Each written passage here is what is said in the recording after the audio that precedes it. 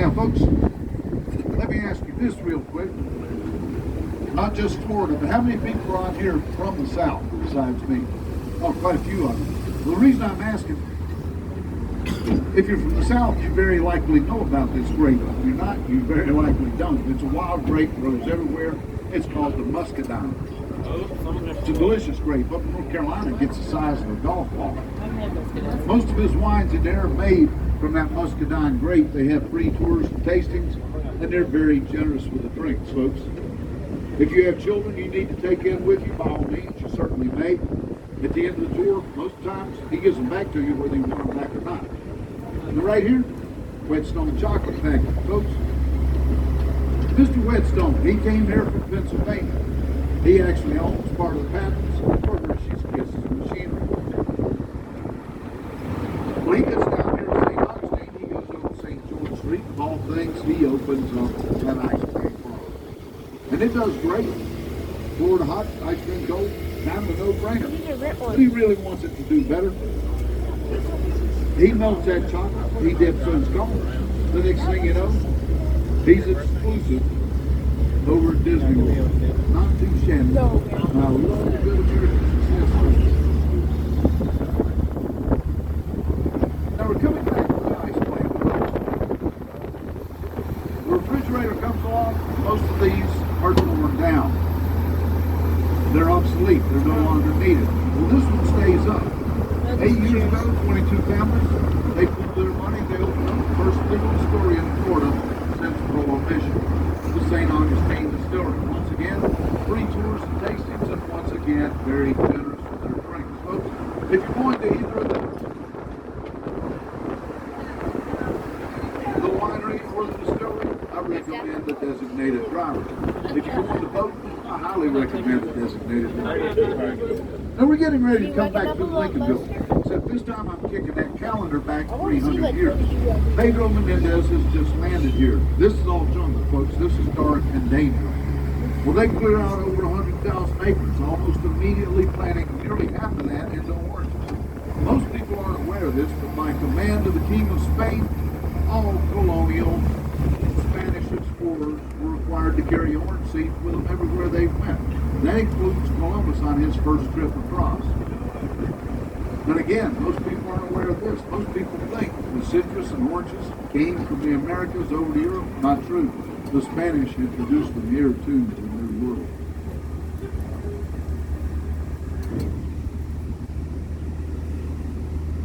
Now, as we're crossing the street, folks, I'd like to bring your attention to this sign. I like pointing it out on the way back. It's so much easier to see. Dr. Martin Luther King Jr. Avenue, folks. I think every town in the United States has a street, an avenue, a lane, a boulevard, something named after the good doctor. What makes ours unique? It's one of only 5 in the entire United States named after him that he marched on. The only one of those 5 that he marched on twice. He was here in 1964 for 2 weeks. He held peaceful protests, folks. Never stayed in the same house 2 nights in a row. This plaque right here commemorating his stay at this house and signing the family Bible. He was here to help this young man. This is Dr. Robert B. Haley, folks. That was his dental office. Dr. Haley, I think you figured out what I've got to say. He's a young dentist who found himself in difficulty. Not of his own making. Well, he asked Dr. King to come down and give him a hand. They staged 2 weeks of protest. As a direct result, the 1964 Civil Rights Act was passed.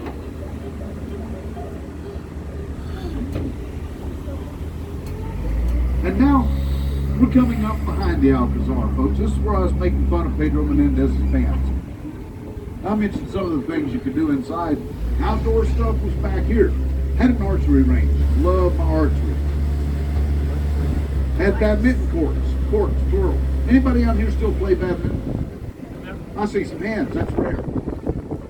Yeah, it's been 50 years since I've seen that played, I think. Well, folks, I ask that question every time I come through. It's rare that anyone raises their hands, but about 2 years ago now, this young man raised his hand at the end of the tour. He came up and talked to me. He said, I have something really cool to tell you about badminton that you might like to share with your guests. Well, folks, I almost begged him because I've never heard those 2 words used together before, cool and badminton. He said badminton is the #2 most played game in the world. Well, I'm going to tell you straight up, that shut me down cold. I didn't know what to say. I didn't say anything because honestly, I didn't believe a word of it.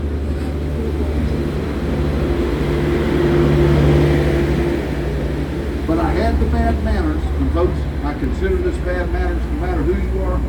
I fact-checked that young man while he was standing there.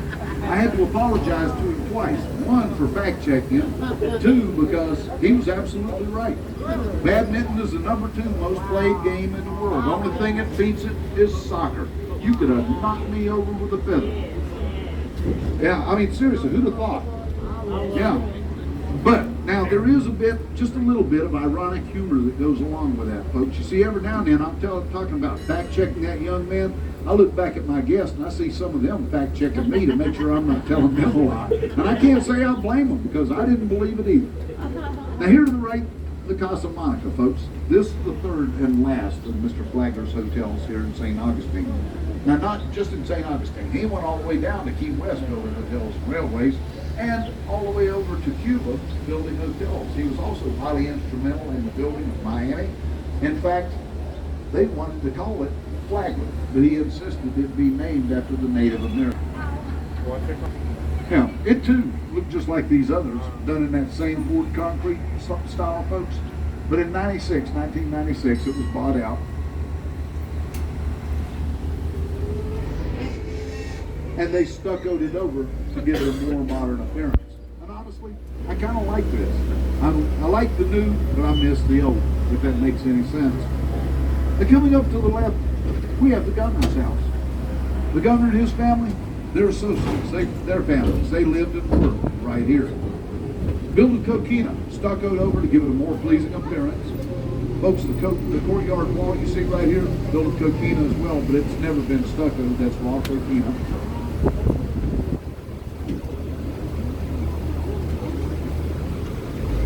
If you look on this end of the building, you'll see a large balcony up there.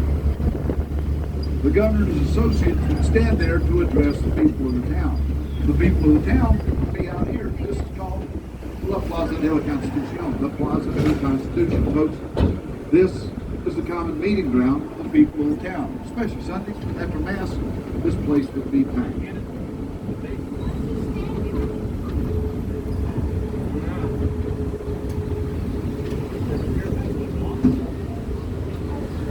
And next, I'd like to bring your attention to this statue.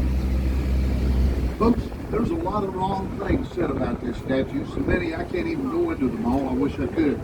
This statue is Ponce de Leon, one of my favorite guys.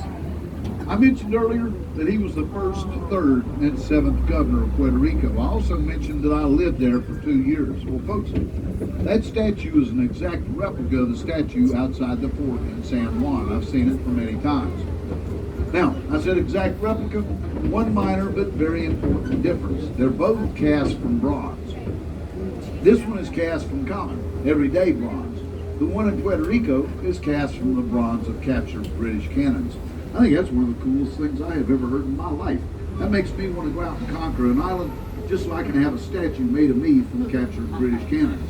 Now, Britain already has the cannons. I think I'll just start there. Anyway, folks, here to the right, the Cathedral Basilica. This is the church that Mr. Flagler didn't want to have bell battles with. And I said, arguably the oldest Catholic church in the United States. Well, folks, in my opinion, and that's all it is, it's my opinion and millions of Catholics as well. Now, I'm not Catholic, I don't have a dog in this fight, but I think it is indeed the oldest Catholic church. The reason that it's arguable, well, that building was first put up in the late 1500s. They've got paperwork in there going back that far. But folks, that church has burnt to the ground 4 different times. Normally, I'd say that's a deal breaker, that it's not in the qualifying run anymore. Folks, despite that church having burnt to the ground 4 times, there has always been a congregation there, whether that building stood or not. Now, to me, the congregation is far more important than the building. That's why so many millions of Catholics argue that this is the oldest Catholic church. Now, there are older buildings, older churches, but none that have a congregation. that goes back nearly as far as that one. Folks, excuse me for just a second. I got to call up the headquarters and see if we got a clearance on this road up here. I'll be right back with you.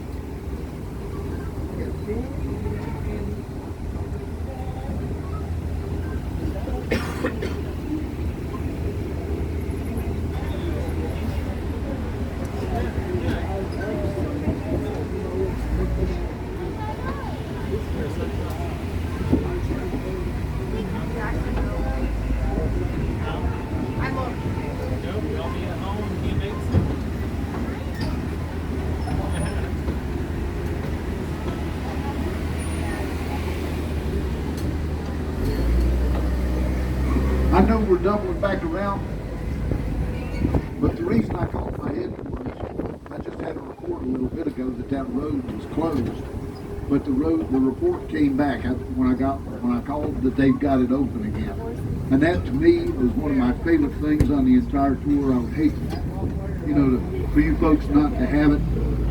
As a matter of fact, that road, Abilene Street right there, it has three of my favorite things in the entire town. So we're going to circle back around. We're going to make that run, folks. It might make us a few minutes later. Is anybody bothered by being a few minutes later? Oh, thank you for being here, by the way. You guys have been killing me back there. I love it. I really enjoy having you guys here. Now this pavilion, folks, there'd be as many as 3 of these at any one time. They'd anchor their longboats out there. The ships had too deep a draft to come in and dock. They'd anchor their ships out there. They'd come in with their longboats filled with the provision. They'd come up there. They'd trade and sell. Personally, the way money's looking today, I wish we'd go back to a barter system.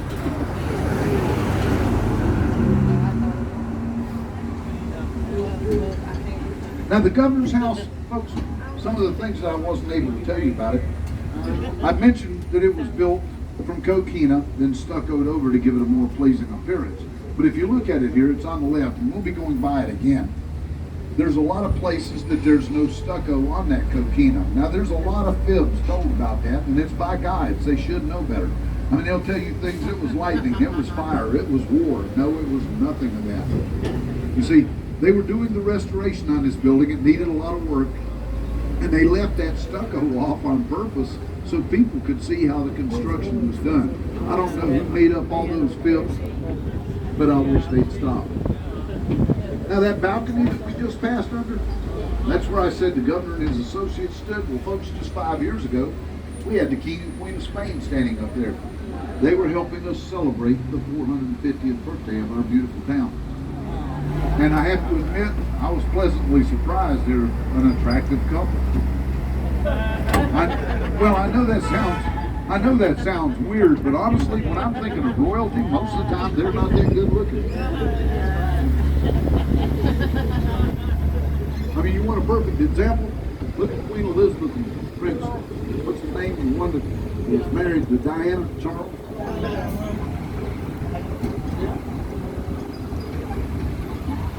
Now folks, we're getting ready to go down Abilene Street, the one that I was talking up so much. This is the oldest street in the United States. Formerly called Spanish Hospital Street. Folks, this is my favorite street in the United States, all kidding aside. Right here, this is my favorite museum. This is Spanish Hospital Museum, folks. This is where the hospital was at, right here. Now, that gentleman you saw over there in the alley, he got an important call in. Normally I ask him, if he's out, I normally ask him to talk to us because he's got a brand new tour, folks. Were you wanting to say something, Nick? Yeah. Just wanted to be sure, buddy. But yeah, he's got a great tour here. Now, his daytime tour is amazing. It's my favorite museum, all kidding aside. Folks, his nighttime tour, he's got a new one. It's the Quackery Tour. It's the Dark Side of Medicine. He's been working on that for 3 years. It's only been open for 3 weeks. And it is really, really good. I don't mind recommending it at all. Now, coming up, we have Alley's Gallery over on the left. I call it Art Alley, and folks, it reminds me of Diagon Alley over at Universal for some reason, right here especially. But it starts off Georgia Neck Gallery, beautiful paintings, leatherwork, jewelry, pottery, wood turnings, you name it. Up after that, Joel Bagnall Goldsmith, the hardest working man in St. Augustine. That's Joel with white hair, folks. The man sitting down there, that's his apprentice. That's his apprentice tanner right there.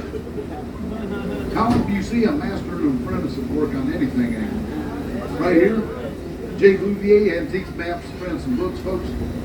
I love the smell of that place. He says that antique smell is him. I don't think I believe that. Now, he also, I want a copy of everything that man's got. Joseph's Fine Art, folks, wonderful art. And then right here, Ken Jensen's Pottery. He does the musical instruments, folks, the horns, the ukuleles, the banjos, the guitars. They're made of pottery and they work. He comes out here and plays those things sometimes. Now the figurines and the other stuff you see is done by his wife. I actually collect pottery. I have a very extensive pottery collection, and my grandkids are always arguing about it. I've got 20 grandkids. They're just going to have to divide it whatever's good for them. Now, that's two of my favorite things. My third favorite thing on this street is right here, folks. This ugly little wall. This wall is so cool. This wall is less than 1 foot thick. That's very important. This wall is made of coquina, also equally important. Coquina is the Spanish word for small shell. It averages about 1/4 of an inch in diameter. There's millions in just this tiny wall alone. But folks, if you look right there, about halfway up the wall, you see a hole in it right there. Just a little bit, there you go, you got it. About halfway up the wall. Now that hole keeps getting bigger. People keep gouging at it. But originally that was a cannonball strike. We got a lot of those down through here. The big ones are cannonball strikes. The small ones are musket ball strikes. Most of these from the attack, Governor James Moore, 1702, folks. He came here from Charleston, Carolina to destroy our fort and take over the town. Now, if this wall had been made of concrete goes all the way back to the Egyptians. If it had been made of concrete or granite or regular limestone, folks, that wall would have broken down back there where those cannonballs hit it. It's less than 1 foot thick. But this coquina, it takes a severe beating. It just shrugs it off. The Spanish didn't know this. They used it because it's all they had, and it saved their lives, folks. That comes out of the ground. It's soft, it's wet, like Play-Doh. But you leave it out in the sun for a year or two, it hardens up like concrete. But unlike concrete, it has all those millions of shells. Well, folks, those shells make it porous. If something hits it, it strikes it. It doesn't ricochet. It hits and it drops. There's no cracks, no splitting, no shrapnel flying everywhere. If you hit coquina hard enough and straight enough with a projectile like a cannonball or musket ball, it will sink in. One of the French described it once as sticking a soft knife or a knife into soft cheese. It saved the Spaniards' lives. They even built the fort on it, folks. Now, as we're coming up, there's a black wrought iron fence across the street. If you follow it down, you'll see a tree, a live oak, growing across that fence. That first thing, it looks like a limb coming out of that tree, folks. That is a palm tree. This is another of our mystical palm trees. Now, enough of that. Let's get back to cool stuff. 1702, Governor James Moore, Charleston, Carolina, folks. He comes here to destroy the fort and take over the town. Now, I realize I said Charleston, Carolina, and today Charleston is in South Carolina, folks. This is 1702. This is over 70 years before the American Revolution. Carolina is a massive territory. It's still owned by the English. They haven't even started calling themselves British yet. It's still owned by the English. They haven't separated it into the several states that it's to become. Well, James Moore is here to destroy the fort.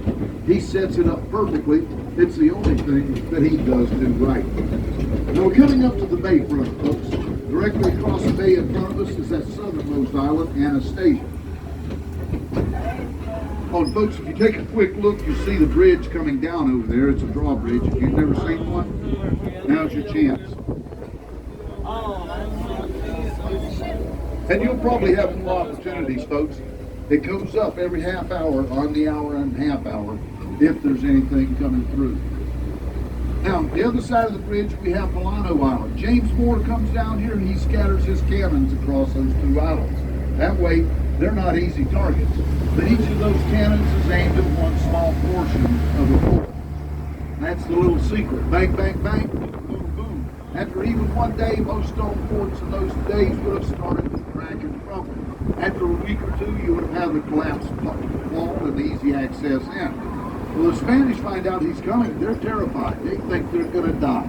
They go to the fort anyway. That's all they've got. They take their supplies with them. James Moore starts firing. Bang, bang, boom, boom. Well, folks, the Spanish are desperate to know what kind of damage is being done. They go out at night, and they go out at night because there's cannonballs flying during the day. They investigate the damage. They're overjoyed. That little wall back there was less than 1 foot.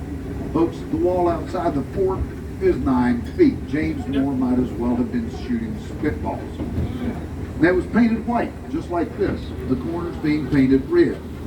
The Spanish, they're overjoyed. They realize they're not going to die. They're filling in those little pock marks. They're putting fresh paint over it. It looks brand new. James Moore, military genius that he is, he actually thinks the fort is healing itself. He made a note of this in his journal.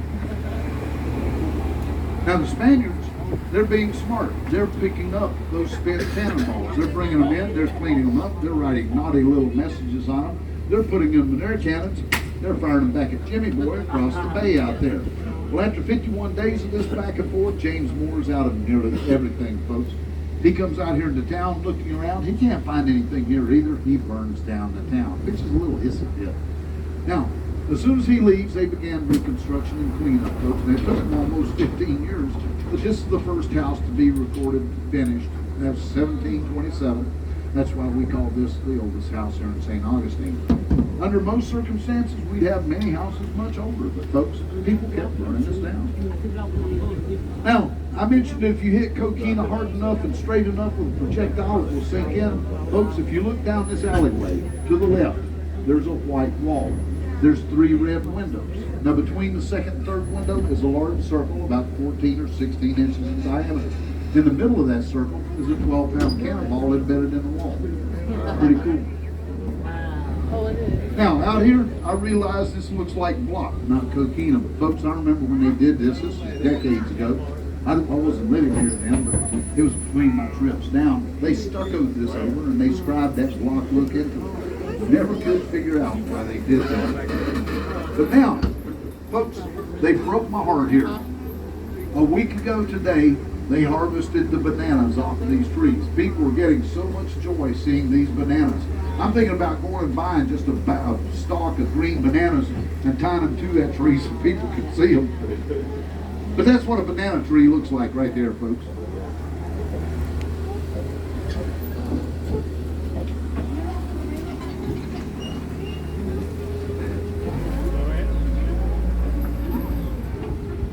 Now, one final, somewhat long-winded story, and we'll just be heading back. Now, Charlotte Street, folks, right here. About 1.5 years ago, it was freshly repaired and repaved. I'd like you to keep that in mind for just a couple of minutes.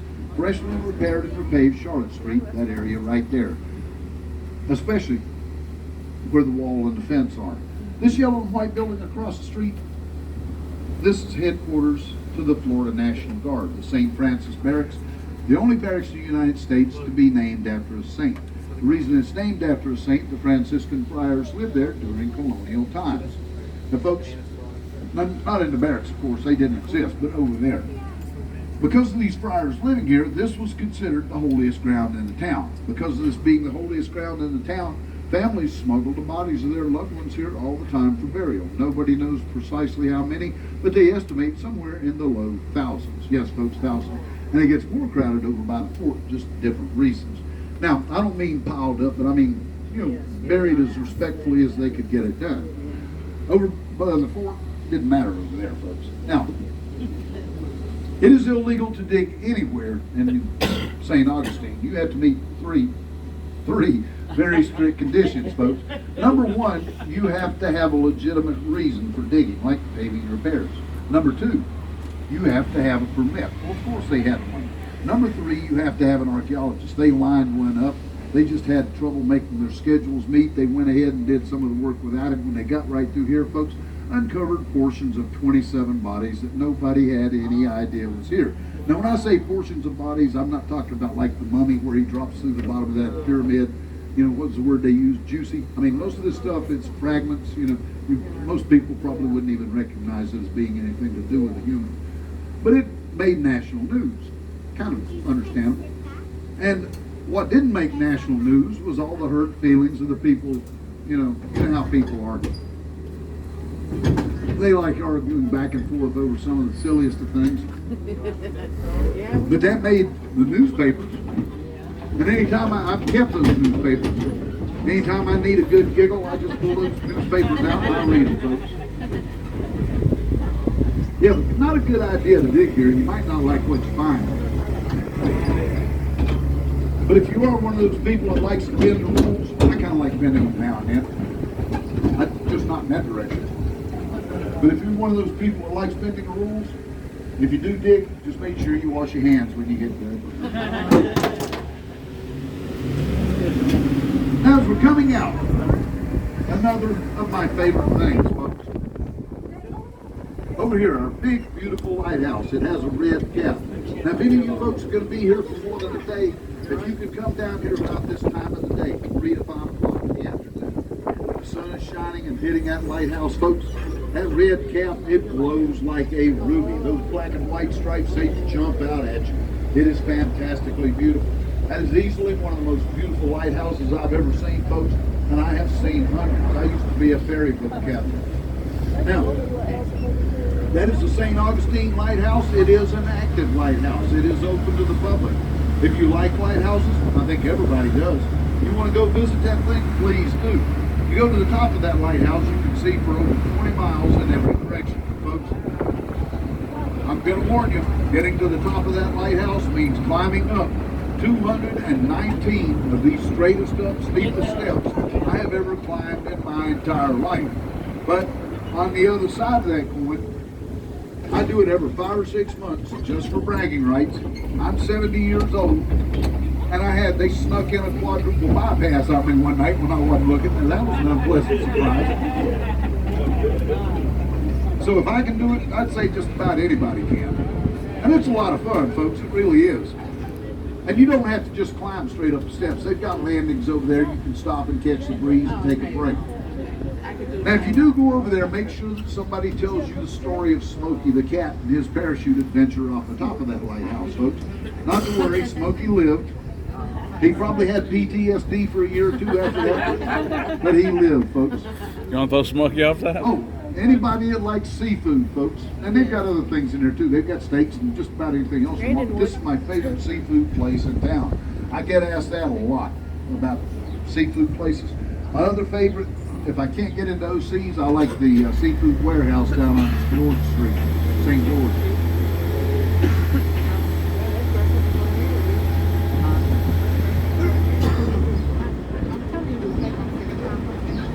Now we're coming up, you can see the Bridge of Lions, folks. It's easy to see why it's called the Bridge of Lions. Here at the foot on this side, you have those Carrera marble lions, exact replicas of the Medici lions over in Madrid, Spain. The Bridge of Lions, it connects us to Anastasia Island, where all that coquina came from. Completed in 1927, considered to be the 4th most beautiful bridge in the United States. The folks, the problem, 1927. You see, our fort up here directly in front of us, it was completed in 1695. That's a big gap. We didn't have a bridge when the fort was built. All of that coquina had to be ferried across. It took 23 years. The reason it took so long, there's 750,000 blocks of coquina in that fort up there, folks. Each wing, 14 feet wide at the top, up to 35 feet wide at the bottom. Now that includes built-in rooms and those thick 9-foot outer walls.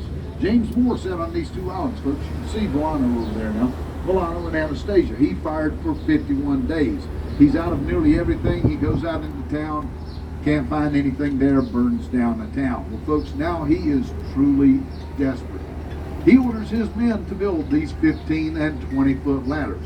Now let me ask you folks this, how many people here, or anybody on here, been to the fort already? Anybody? Oh, quite a few, okay. Well, the reason I'm asking, folks, if you've been to the fort, you know there's a moat that goes around it. It's a dry moat. It's dry moat because during times of peace, they grow food in there. During times of attack, they put their livestock in there to protect them from enemy fire. It works really well.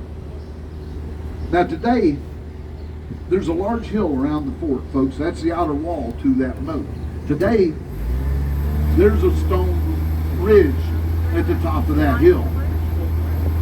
You can easily tell from a distance that that hill doesn't go all the way across to the fort. Folks, back then, 1702, the stone ridge wasn't there. It looked like the hill went all the way over.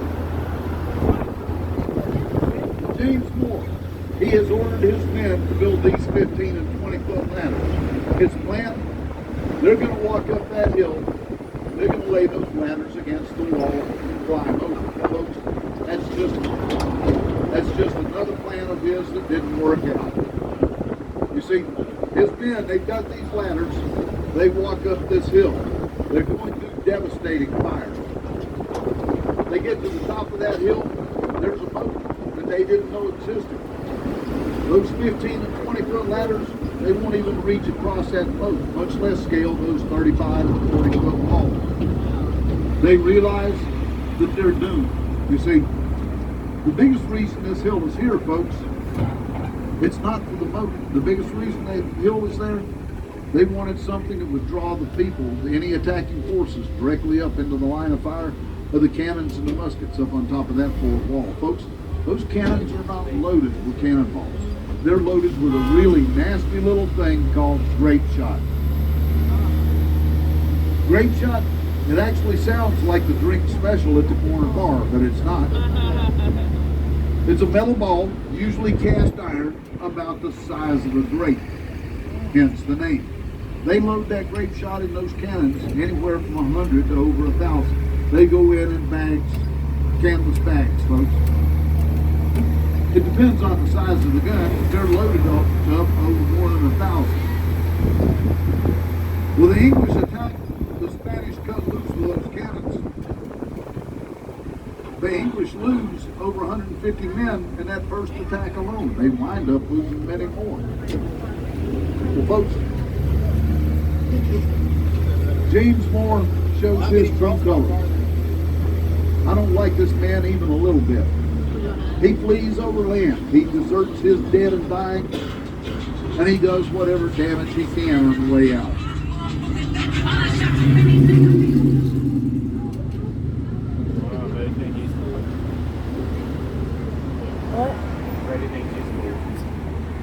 You know, you got a vehicle like that. Anybody ever watch the old Battlestar Galactica? Their X-Wing fighters, everything would explode. Makes me want one of those buttons. Now, he flees over land, doing whatever damage he can, but he's deserted his dead and dying. Well, folks, the Spanish don't care. They're just happy to see him gone. But after a couple of weeks, they realize he's left them with another mess. You see, those bodies are starting to go bad. Well, they come out, they dig 3 long, deep trenches, they cover them up. Folks, roll them in and cover them up. Ripley's right here is sitting directly on top of that third and largest unmarked grave. And I suspect the source for a lot of those ghosts that I mentioned earlier in the tour.